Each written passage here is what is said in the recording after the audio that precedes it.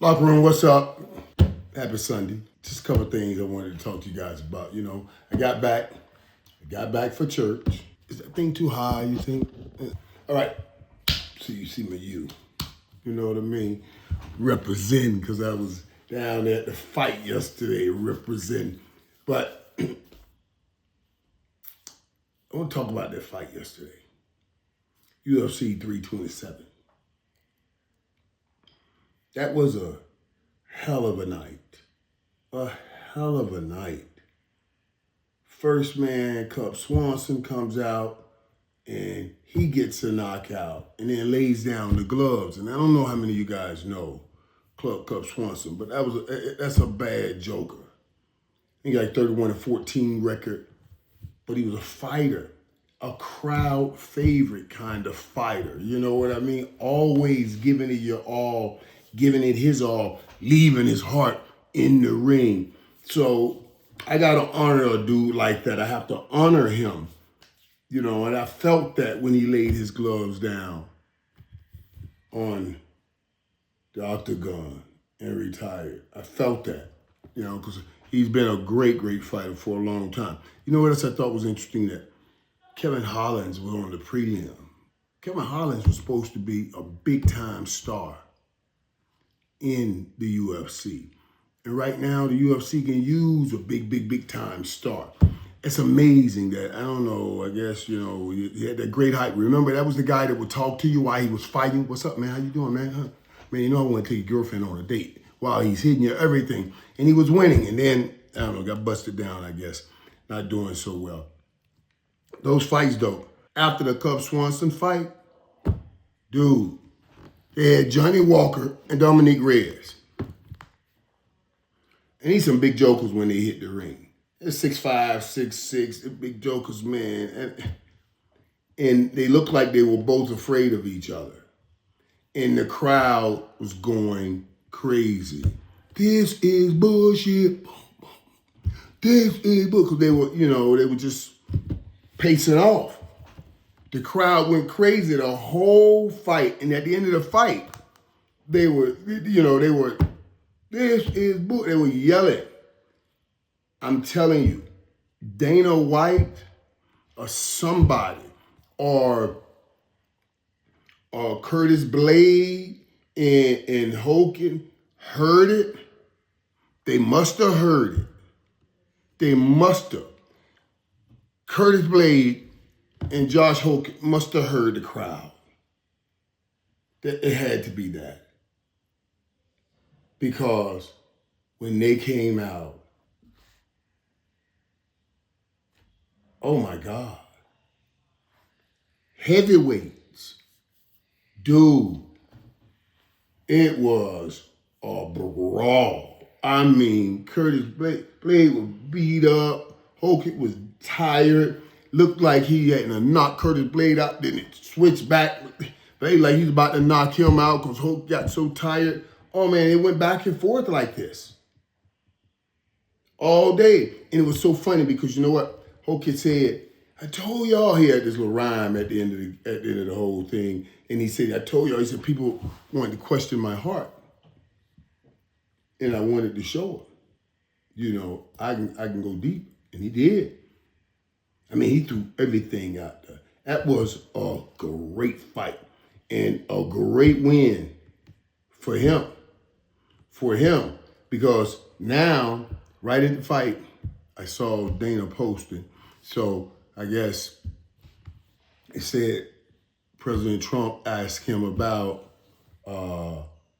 Derek Lewis, the big boy, big beast, big black beast, the dude they hit the ground and the big black beast, y'all know him. They said he asked about him. So when Hogan won, when Josh won, he called Derek Lewis and right there made another fight for the White House car. I thought that was wild. I thought that was wild that he said that. And I should digress right here. No, I'll finish this up first. No, this is the time to put it in. Because what he was doing was pleasing the president, and I understand that, Dana. And he's right. When Josh got that big win, now you need, I was worried about even having an American fighter who was going to win. Who's the great American fighter that we have right now?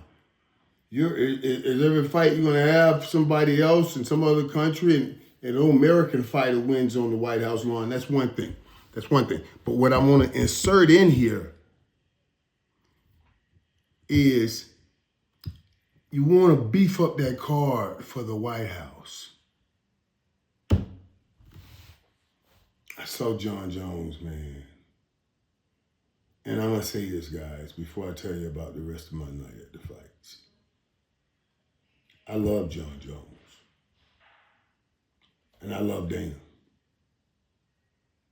And I'm telling you, I hate that these guys are where they are in their business relationship.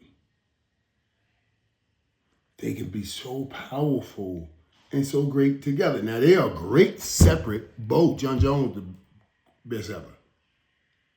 And Dana, Dana has taken this thing and built an incredible empire. So both individually great. I just wish and I don't know how it got to where it is, the relationship between Dana and Jon. But man, because I wish Jon was on that White House card. That should be, he should be on that White House card.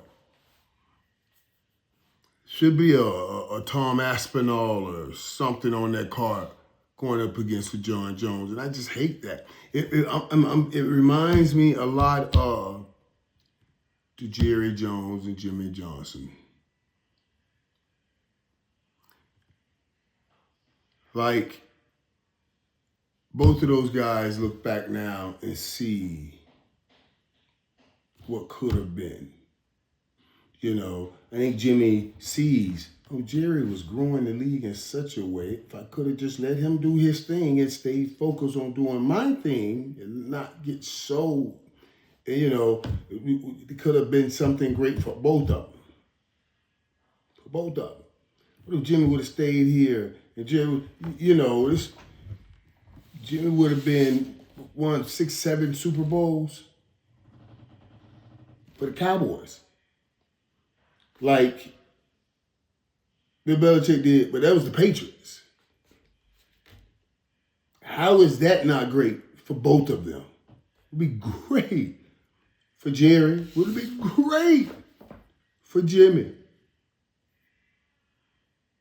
And this situation reminds me of that. They're both going to be very successful, and they both will leave their marks and do great things. But I will always wonder, could have done greater if we'd have just worked together a little bit better, And that's what I'm going to hope and pray for. I'm going to hope and pray for that. Because they're both my boys, man. I love Dana. Dana came up to me yesterday, and I saw Jon when we walked in. Right when we walked in, we walked in together, actually, so we were out talking and hanging out. And then I had to come over to I went over looking for Amanda Nunes, because the fighters were all sitting in one area. And then I saw Rashad Evans, and I went to go see Rashad, because that's my boy. And, then I saw Gaethje. Took that shot with Rashad and Gaethje,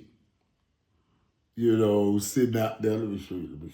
Rashad was the first person. Oh, no, this was Usman. That was Usman afterwards, too. That's my boy, and Gaethje. So, and I was looking for my girl, Amanda Nunes, but then her wife DM'd me, so I got a chance to talk to Nina. And sent a text to her. I told her I missed her last night because I was going over to see my girl. Y'all know that's my favorite fighter in the world. That's my GOAT. I don't care what y'all say. That's my GOAT, Amanda. And I can't wait to see that fight because Amanda got a big fight coming up. But yeah, I just hope and pray that those guys get back together some kind of way and let us see whatever's left in John. And John has some great things left in him. John Jones even said sitting there that he was so hyped that White being at 327 makes him want to jump on that White House car. And I think Dana said something already about that, like you can't do business with him or something. Like, man, come on, people. I love them both.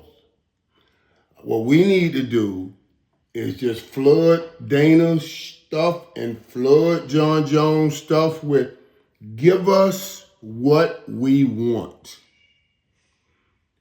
Give us what we want. Somehow y'all gotta put this down and give us what we want. And y'all got to come together to do it. We need y'all to do it, man. And you need each other right now. UFC needs that star. You know, and John Jones need that moment, I believe.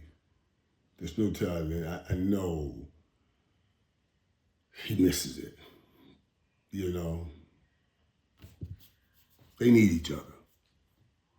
But John said he was inspired, and I'm going to tell you why. After that Hokie fight, Paulo Costa won the fight. But that championship fight, Carlos Ulberg. Now, you guys know nobody can defend me, but I finally found someone that can. SimpliSafe is the only defender that can cover the playmaker. That's because it's not just another alarm. It's designed to help stop crime before it starts. SimpliSafe is comprehensive safety. It's 24/7 monitoring, cameras inside and outside, watching every door and window and room for intruders, fires, floods, and more. I want you to experience the same peace of mind I do, which is why I partnered with SimpliSafe to offer an exclusive discount to all my listeners. Right now, you can get 50% off your new system by visiting SimpliSafe.com/playmaker. That's half off at SimpliSafe.com/playmaker. There is no safe like SimpliSafe. Dude, you can see where he steps back and pops an Achilles or his leg, and he couldn't stand.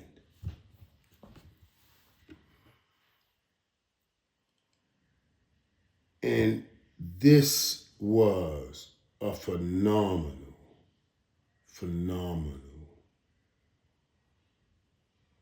performance. This is why I love UFC so much. Because Ulberg, Carlos showed me something that we rarely get to see in other sports. He showed, there's a saying, only those of us who have risked going too far truly knows how far we can go. Everyone else that ever had that injury bowed out. Rather you're on the basketball court, stop, wheelchair him out. Football field, they kill him. No, they put him on a stretcher, wheel him out. Everybody that has had that injury is out now. Wait a minute, Michael. CTE ain't got the best of me. Let me give the rightful due to the man that did something on a torn Achilles. And that was when Kobe beating Bryant. Remember when he hurt his Achilles, he still with that free throws, sucked them free throws. Hey. Now, it ain't quite a UFC fight, but what I'm about to say to you is I've had this Achilles injury. I got my Achilles. I got that Achilles. I got this big mark. See that big mark right there on my leg right there? That big old toe mark right there. I got that Achilles. And when you get it, you don't know. It's like, oh my God, what has happened? You have no control over your feet. None whatsoever. So even when I got up, I thought somebody had tripped me from behind. Then I got up thinking, oh, I should be able to walk. I felt nothing. You can't feel your feet. You can't feel your feet because you don't have Achilles and you can't control it. At that point, he should have taken a knee and said, I can't continue. Everybody always took a knee and said they couldn't continue. Now, Carlos, he hobbled on that one leg and he waited and he caught your boy Irvin and put him out. I believe John when he says he was so inspired by what he had just saw. I was inspired. I was like, oh my God, that's a dude's dude. I was talking with, last week when I was in LA, I was meeting with Netflix and the people, you know, and they got this big conference coming up. Netflix is a joke conference and everything. And I was meeting with some of the producers and people that put that on. And they were like, Michael, can we get you to try stand up at the festival? Netflix a joke festival. I was like, what? Hell no. I'm scared. No way. That reminds me of Dancing with the Stars and stuff like that. But after last night, I was inspired. The man has to face the depth of his fears to stand in that octagon with blows coming at him like that and say, I'm going to win this championship. And he did.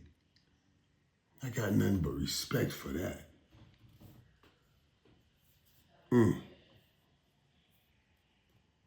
Now I got to bite a little bit of his courage and try something new. And I think he just gave me the heart to do it. That's what I would do. All right, locker room. I got to go watch some basketball. This is the last Sunday for the NBA regular season, and then we get to seeding and playoffs. Let me go see what they're doing. You guys should let me know. Do you think I should do the stand-up? I should at least try. You think I should try? I'm scared, but let me know.